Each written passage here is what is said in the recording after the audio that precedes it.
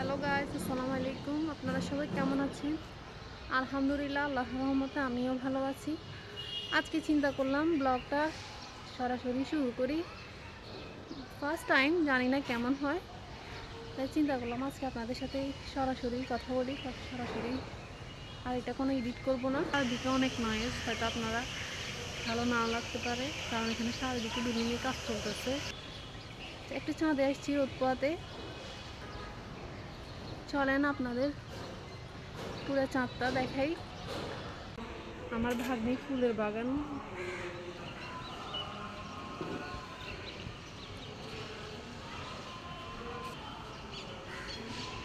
অনেক গাছ লাগাইছে। এটাকে আমাদের বাসায় বলে মরক ফুল। এটাকে আপনারা কে কী নামে চিনেন অবশ্যই জানাবেন। আমরা বলি এটাকে ক্যাকটাস।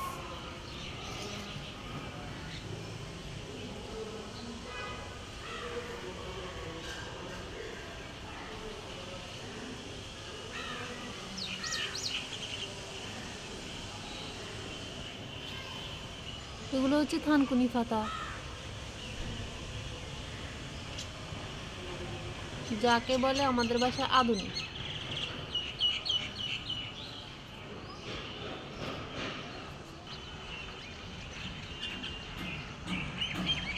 এটাকে বলে নয়নতারা।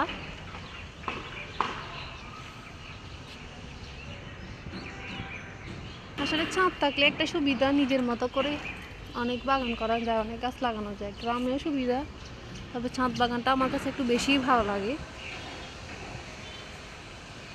আরও আছে, ওগুলো চলেন দেখাই আপনাদের।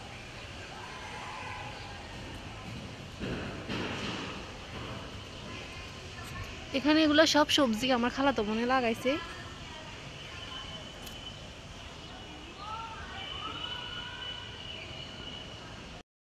লাগাইছে যে বেশি দিন হয় নাই, তাই এখনো গাছ ছোট।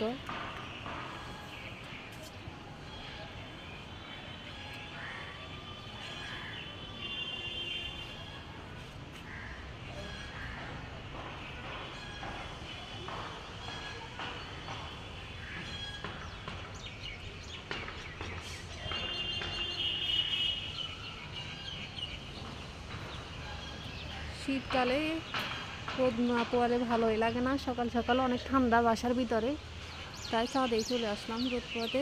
তাই চিন্তা করলাম আপনাদেরকেও শেয়ার করি।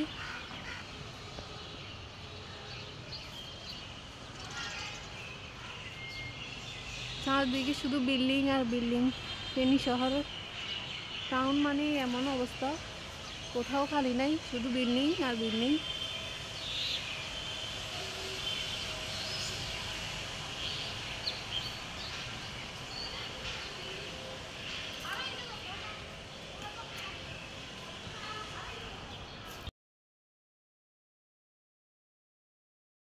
চাঁদ থেকে চলে আসছি। চাঁদে যাওয়ার পর আপু বলছে, মানে আমার খালাতো বোন বলতেছে চাঁদে অনেক পুঁইশাকের গোটা হয়েছে, জিজ্ঞেস করতেছে খাই কি না। আমাদের সবার অনেক পছন্দের একটা খাবার। এই কথা শুনে পুঁইশাকের গোটাগুলো তুলে আনছে আপু, এগুলো কুটে নিচ্ছে। তারপর সন্ধ্যাবেলা আমার ফ্রেন্ড গজা বানাইছে। হয়তো বলতে পারেন এখানে ফ্রেন্ড কোথা থেকে আসছে। এখানে একদিকে আমার ফ্রেন্ড আর একদিকে আমার খালাতো বোনের বড় ছেলের। বিকাল থেকে সবগুলো গজা ও নিজের হাতে বানাইছে, অনেক সুন্দর হয়েছে এন্ড মজা হয়েছে। এগুলো আমিও মাঝে মাঝে বানাই, কোনো এক সময় অবশ্যই আপনাদের সাথে রেসিপি শেয়ার করব। যাই হোক, চায়ের সাথে খেতে অনেক ভালো লাগছে, অনেক টেস্টও হয়েছে। এগুলা আবার চিনি শিরাই দিয়েও খাওয়া যায়, ওইভাবে খেলেও অনেক মজা। যাক, এত কষ্ট করে এরকম একটা মজার রেসিপি বানিয়ে খাওয়ার জন্য অনেক অনেক ধন্যবাদ। যাই হোক, আজকে এখানে শেষ করছি। আপনারা সবাই সুস্থ থাকেন, ভালো থাকেন। আসসালামু আলাইকুম।